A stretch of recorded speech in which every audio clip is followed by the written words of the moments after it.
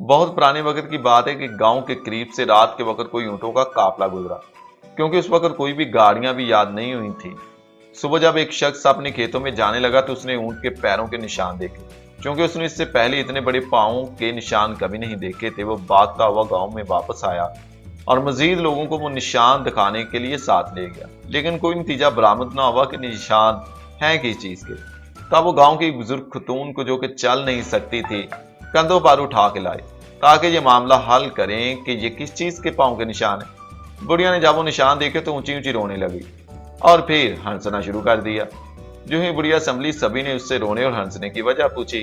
तो बुढ़िया बोली, रोई इसलिए कि अगर मैं जिंदा ना होती तो तुम लोग किससे पूछते, और हंसी इसलिए हूं कि पता तो मुझे भी नहीं कि ये किस मखलूक के पांव के निशान हैं।